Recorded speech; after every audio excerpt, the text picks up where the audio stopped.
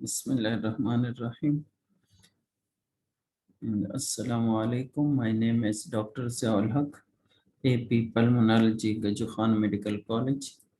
Today we will discuss a very important topic, which is pulmonary embolism. This is easy to understand, but it is very difficult to diagnose while in clinical setting. So learning objectives of my presentations are, at the end of this presentation, the students should be able to define pulmonary embolism, discuss pathogenesis of pulmonary embolism, explain clinical features of P, discuss investigations and management of pulmonary embolism.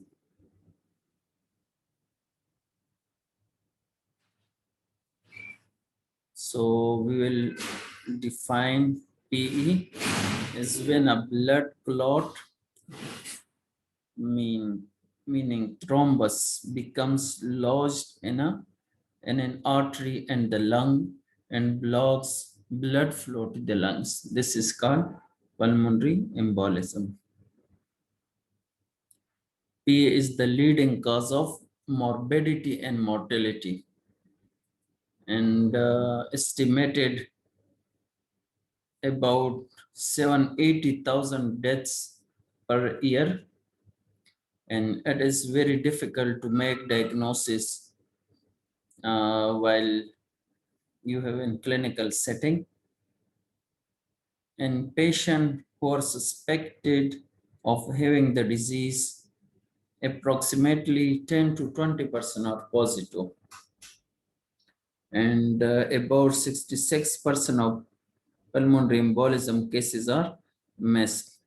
So this is a huge number which are missed. Okay, so what is the cause of pulmonary embolism? This was explained by Verschu, and that is called Verschu triad. Whenever there is these three things, this will leads to thrombosis. When there is hypercoagulant state of the blood, or when there is blood flow stasis or damage to the endothelial wall, so there will be thrombosis. These three form the triad of Verschu. This is the frequently asked question in Viva. So you should remember this triad. And pathophysiology of pulmonary embolism, the multiple emboli increases pulmonary vascular resistance that lead to right ventricular strain, and it increases the afterload on right ventricle.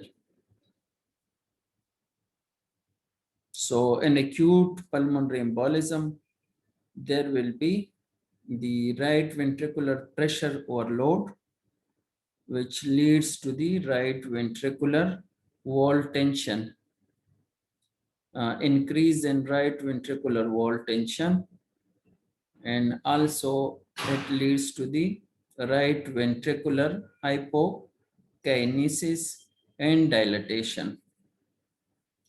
The RV wall tension further increases the RV ischemia or infarction, or there will be decreased perfusion of the coronary arteries. So these things leads to the RV hypokinesis, which further decreases the right ventricular cardiac output and septum deviation towards the left ventricle.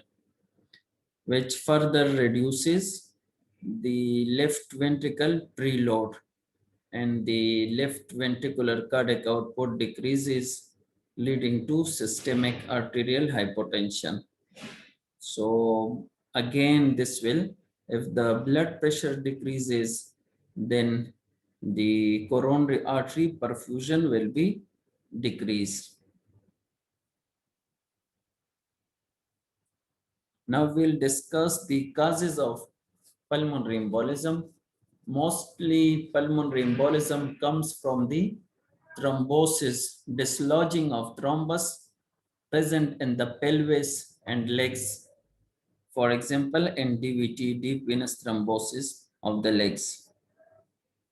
And rear causes are the right ventricular thrombus, which forms post MI and dislodge from the right ventricle into the pulmonary circulation. Other causes are fat, ear, and amniotic fluid embolism and neoplastic cells.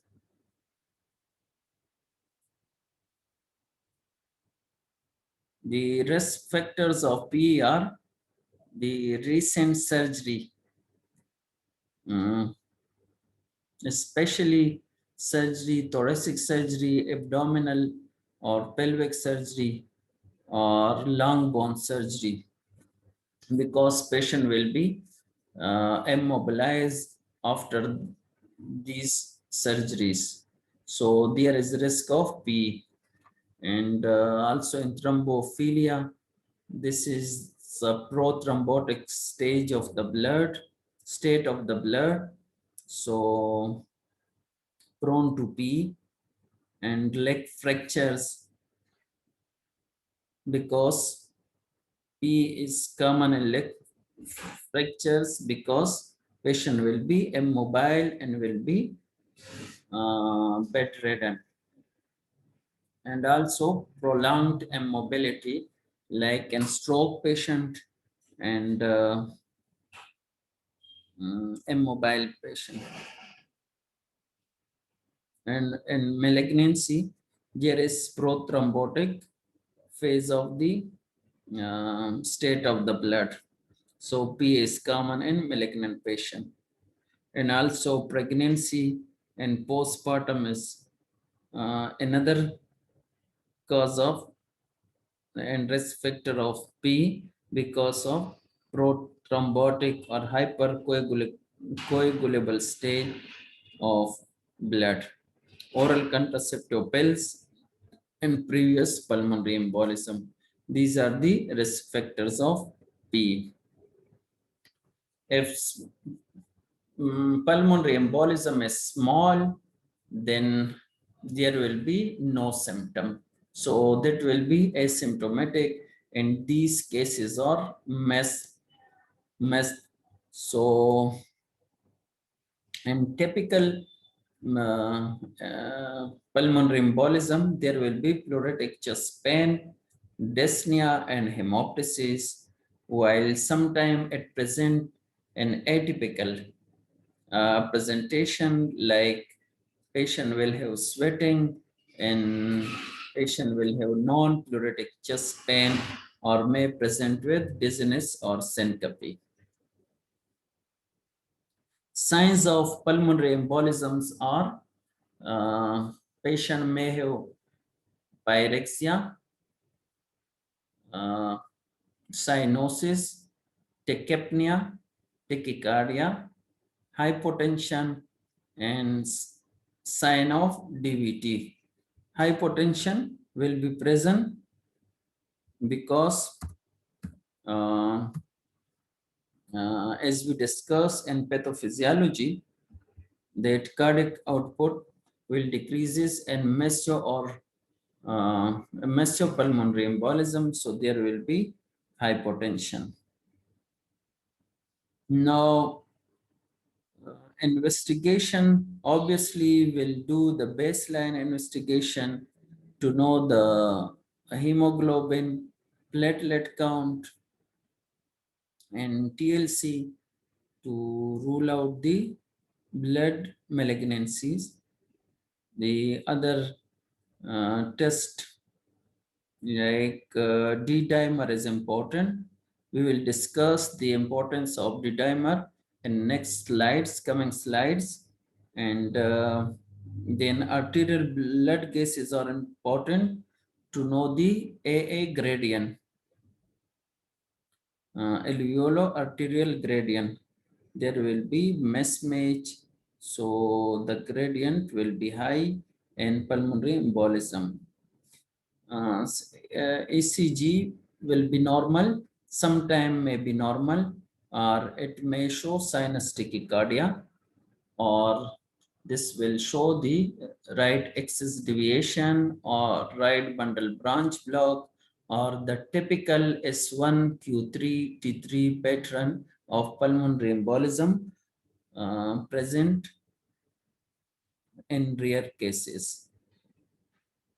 Chest X-ray done to rule out other diagnoses in a dyspneic patient, and also to guide further investigation, for example, whether to go for CTPA or VQ scan. Because if there is fibrosis on chest X-ray, so VQ scan will not help, and this test is not recommended in a previously um, chest X-ray having fibrosis. On echo, there will be sometime the indirect signs of pulmonary embolism, like raise in right ventricular systolic pressure, or right ventricular dilatation, or right ventricular failure. So echo done to know whether patient has some indirect signs of pulmonary embolism. The gold standard investigation of PA is CT, pulmonary angiography, and VQ scan can also be done in some cases. And if patient has no risk factor and patient is young, that is non-provoked, unprovoked venous thromboembolism, then he or she should be screened for thrombophilia. Okay, before going for investigation, we will calculate the modified well score. And then on the basis of this score, we will go further which investigation is indicated at which stage. If the patient has previous DVT or pulmonary embolism, so that carries 1.5 score. If patient has recent history or history of immobilization, so score is 1.5. If the patient is suffering from any type of cancer, then score is 1. Or patient has a history of hemoptysis, score is 1. Patient heart rate more than 100 beats per minute, score is 1.5. Clinical signs of DVT, so when the signs of DVT are present, the score is 3. So what is the sign of DVT? Swelling of the unilateral leg, tenderness. So these are the signs of DVT, tenderness and swelling. If the alternative diagnosis is less likely than pulmonary embolism, the score is 3. So after calculation of this score, if the score is between 0 to 1, then there is low clinical probability of PE, pulmonary embolism. If the score is between 2 to 6, so intermediate probability, and if the score is more than 7, so this is patient has high probability of pulmonary embolism. So whenever we are suspecting pulmonary embolism, first we should calculate the modified well score.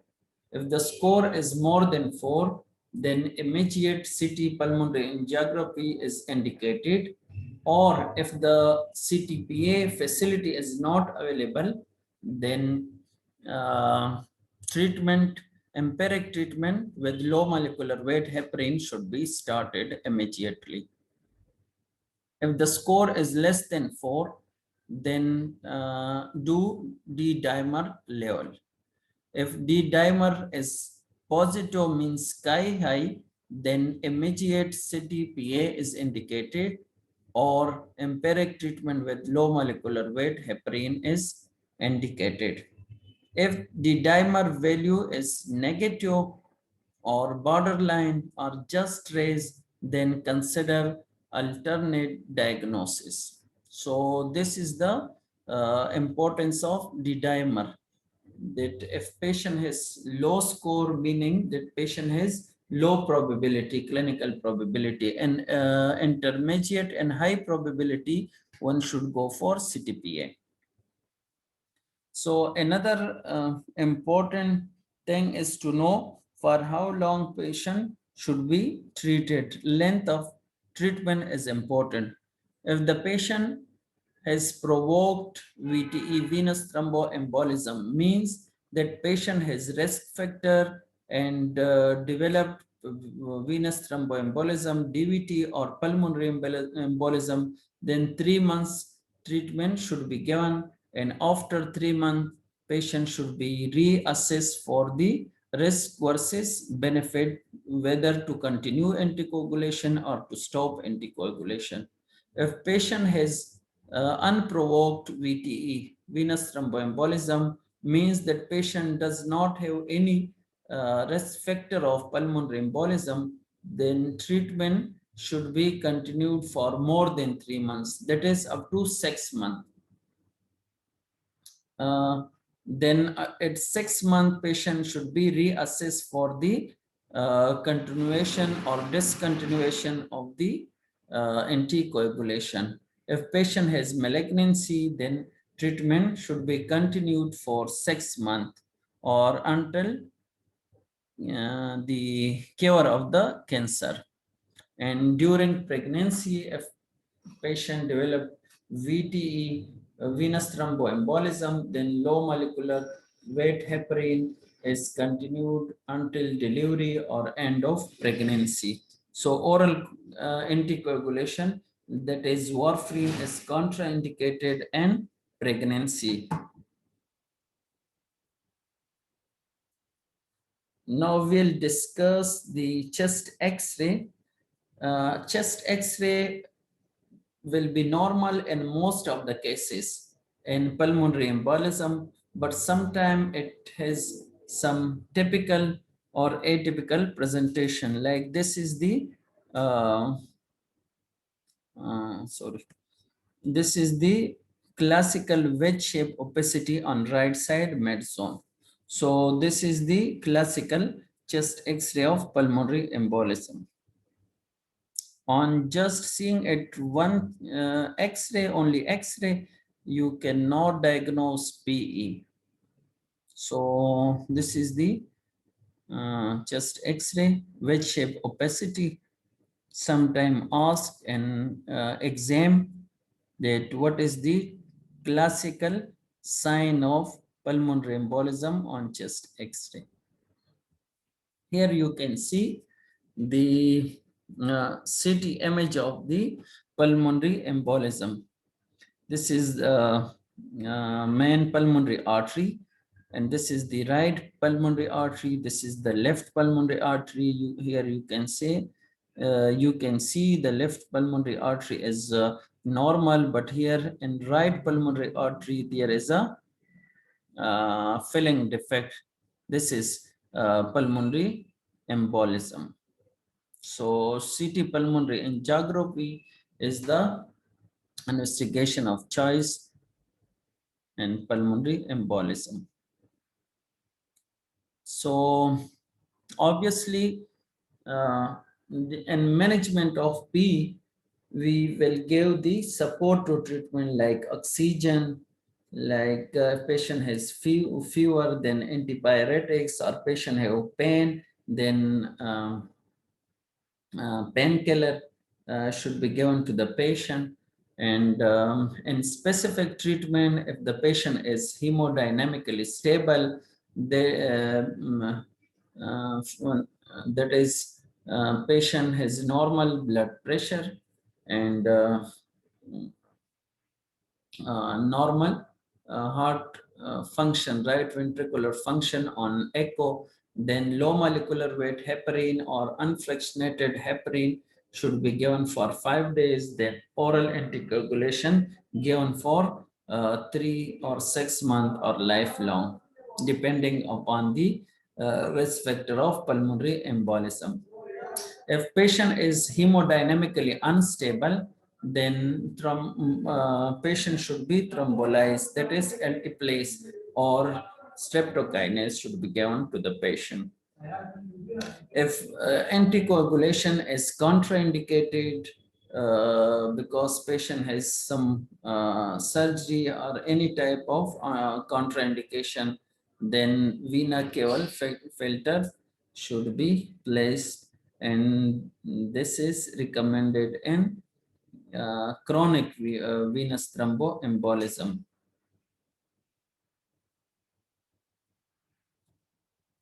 So can we prevent pulmonary embolism from occurrence? Yes, we can prevent, we can try to prevent.